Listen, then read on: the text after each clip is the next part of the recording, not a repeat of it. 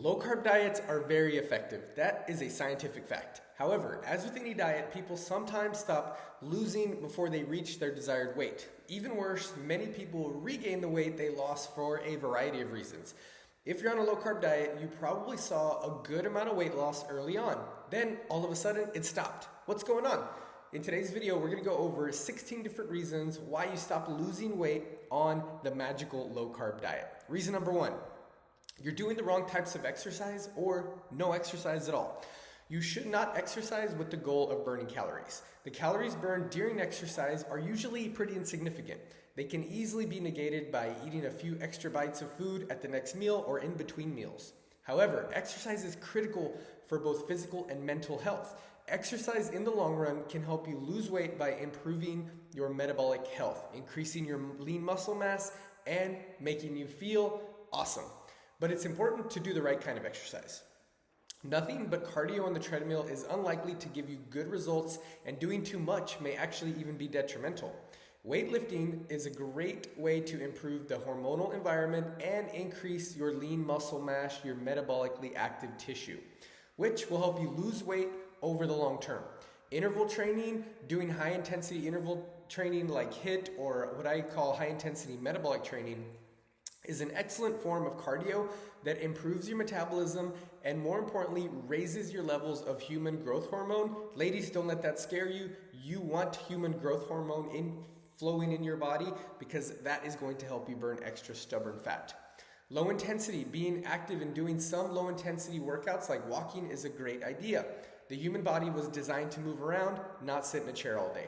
Bottom line, the right kinds of exercise improve your hormonal environment, increase your lean muscle mass, what I like to call metabolically active tissue, the tissue that is burning all of your fat, and of course helps you makes you feel and look awesome. Reason number two, you're not losing weight on low carb. You've been cutting for too long.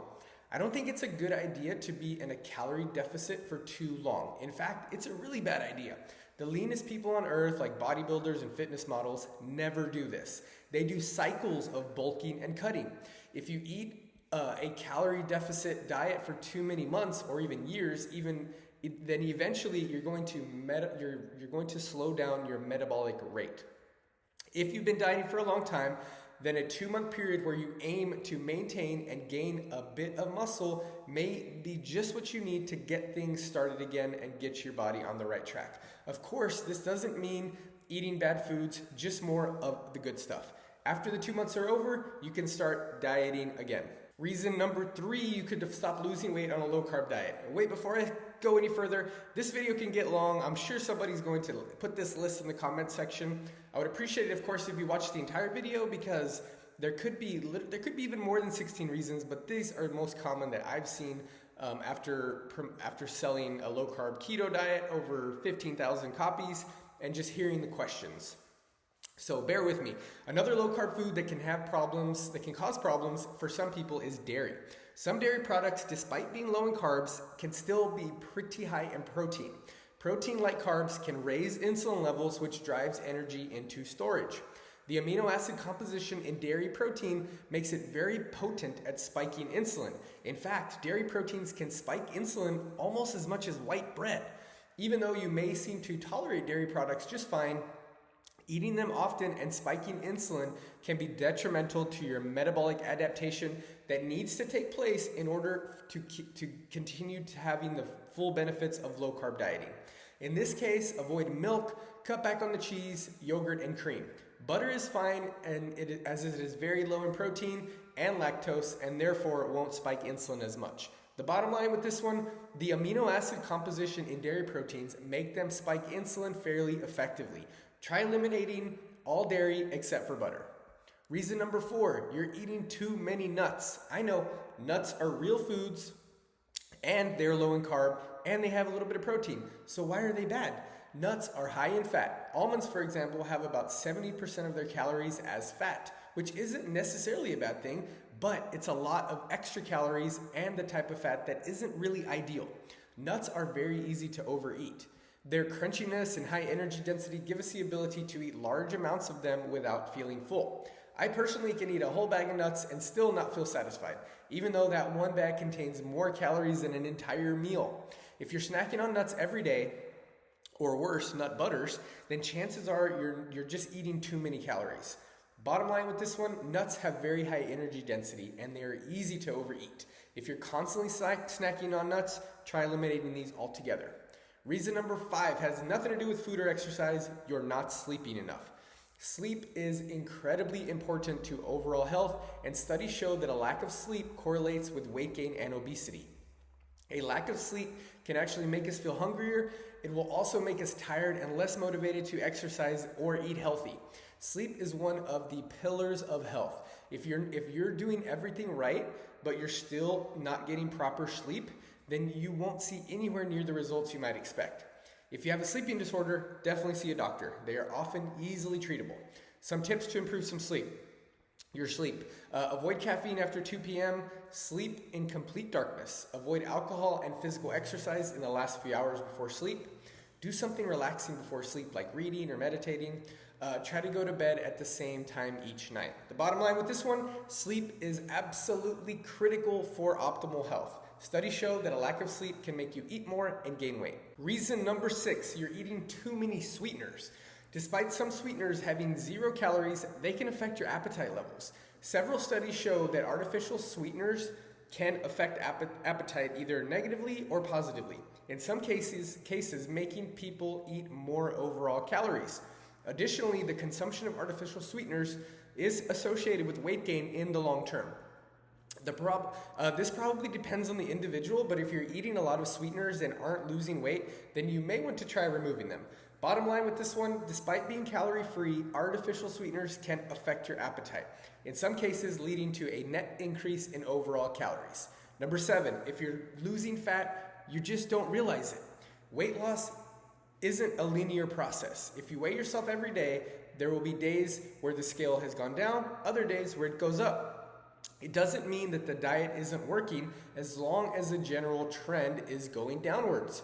Many people lose a lot of weight in the first week of low carbing, but it is mostly water weight and inflammation. Weight loss will slow down significantly after that initial phase. Of course, losing weight is not the same as losing fat. It is possible, especially if you're new to weightlifting, that you're gaining muscle at the same time that you're losing fat. That's a good thing. To make sure that you're losing, use something other than the scale, which is a big fat liar. Use a measuring tape to measure your waist circumference and have your body fat percentage measured every month or so if you can. Also, I love this one, take pictures. Take note of how your clothes fit. If you're looking thinner and your clothes are looser, then you are losing fat no matter what the scale says. Bottom line with this one, weight loss isn't linear and there's a lot more to weight than just body fat. Be patient and use other ways of measuring than just a scale. Number 8, you're not eating real food. A low-carb diet is about more than just lowering your intake of carbs. You have to replace these carbohydrates with real nutritious foods. Throw away all processed low-carb products like Atkins bars. They are not real food and they are not good for your overall health. Stick to meats, fish, eggs, vegetables, and healthy fats if you need to lose weight, because you want to get healthy to lose weight, not the other way around. Also, treats like paleo cookies and brownies can cause problems even though they're made with healthy ingredients. They should be considered as occasional treats, not something you eat every day. What is also important to eat is enough fat. If you try to cut back on carbs and fat, you will end up ravenously hungry and feel like crap. Eating a diet with nothing but protein is a bad idea. Low carb, high fat, and moderate protein is the way to go if you want to get into fat burning ketosis, which is the optimal hormonal environment to burn body fat. Bottom line with this one, you need to replace the carbs with real nutritious foods. To lose weight, stick to meats, fish, eggs, healthy fats, and vegetables. Reason number 9, you do not have realistic expectations. At the end of the day, weight loss takes time. It's a marathon, not a sprint. Losing 1 to 2 pounds per week is a pretty realistic goal. Some people will lose weight faster than that, others slower. But it's important to keep in mind that not everyone can look like a fitness model. At some point, you will reach a healthy set point weight, which may be above what you initially hoped for. Bottom line with this one, it's important to have realistic expectations. Weight loss takes a long time and not everyone can look like a fitness model. Number 10, we're over halfway there. You're cheating too often. For people who are able to control themselves, having cheat meals or days every now and then may be fine.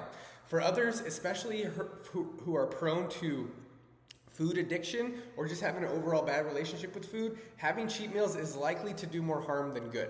If you're cheating often, either with small cheats here and there or entire days where you eat nothing but junk food, then it can easily ruin your progress. Having more than 1 to 2 cheat meals per week or 1 cheat day is going to be excessive if you're trying to lose weight.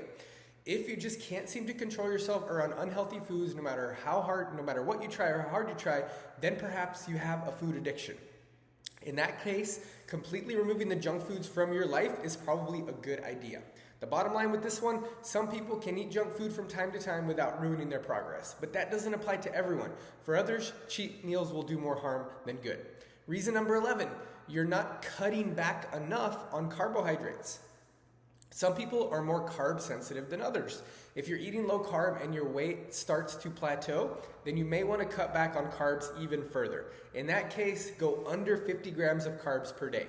When you go under 50 grams of carbs per day, then you're going to have to eliminate most fruits from your diet, although you can have berries in small amounts. If that doesn't work either, going under 20 grams temporarily can work, eating just protein, healthy fats, and leafy green vegetables.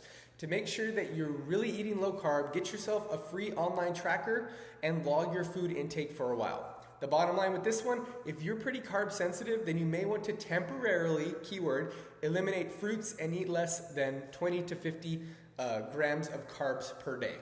Number 12, you have a medical condition getting in your way. There are actually certain medications that are known to stimulate weight gain. If you look at the list of side effects for medication you're taking and see weight gain on the list, then make an appointment with your doctor. Perhaps there is another drug available that doesn't have a weight gain side effect. If you're doing everything right and you still aren't getting results, then perhaps you have some type of underlying medical problem. Many hormonal disorders can cause problems losing weight, particularly hypothyroidism. In that case, make an appointment with your doctor, explain that you're having problems losing weight, and then you want to rule out any medical issues. Bottom line with this one, certain medical issues and medication can cause weight problems. See a doctor to discuss your options. Number 13, you're stressed out all the time. Unfortunately, it isn't always enough to just eat healthy or low carb and exercise. We need to make sure that our bodies are functioning optimally and that our hormonal environment is favorable. Being stressed all the time keeps the body in a constant state of fight or flight with elevated levels of stress hormones like cortisol. I have a really great video on how to address and deal with high cortisol that's preventing weight gain. Having chronically elevated levels can increase your hunger and cravings for unhealthy foods. If you want to cut back on stress, try meditation and deep breathing exercises. Cut back on distractions like social media and news media and read more books instead. Bottom line with this one, chronic stress can have negative effects on your hormonal environment. If your hormones aren't happy, it's going to be very difficult for you to lose weight. Number 14, you're always eating. It's a persistent myth in the health and fitness circles that everyone should be eating many small meals throughout the day. This has actually been studied pretty thoroughly. No advantage has been found to eating more frequent and smaller meals. It is natural for humans to eat fewer meals per day and sometimes go long periods without eating. Does this sound familiar? Some people do something called intermittent fasting, eating in an 8-hour window each day or doing 24-hour fasts 1 to 2 times per week. This can be pretty useful in breaking through a plateau. Bottom line with this one, there's no proven benefit to eating many small meals throughout the day. Try eating fewer meals and consider giving intermittent fasting a shot. Number 15, just 2 more to go. You're just eating too many calories. I know I've mentioned this before, but I want to reiterate this one. At the end of the day, calories do matter. One of the main reasons low-carb diets are so effective is that they reduce appetite and make people eat less overall calories without trying. If you're not losing weight, but you're doing all the right things, then try counting calories for a while. Again, create an account with an online nutrition tracker and track your intake just for a few days. I'm not a big proponent of needing to track and count your macros and your calories for long periods of time. To me, unless you're going to bodybuild or do a fitness competition, it's not enjoyable or sustainable. Aim for a deficit of close to 500 calories per day, which theoretically should make you lose 1 pound of weight per week. Doesn't always work in practice, but 3,500 calories is equal to 1 pound of fat. Bottom line with this one, it is possible to eat so many calories that you stop losing weight. Try counting calories and aim for a 500 calorie deficit just temporarily, keyword with a lot of these. Number 16, finally, you realize eating low carb isn't your thing. Let's face it, going low carb is fun because you see results, but staying low carb is not so much fun. That's actually not a terrible thing because, like I mentioned earlier, doing low carb for too long can actually lead to weight gain, plateaus, and slow metabolism. I've seen it thousands of times. So what's the solution? Is there a way to see results from going low carb without actually completely avoiding carbs? There actually is.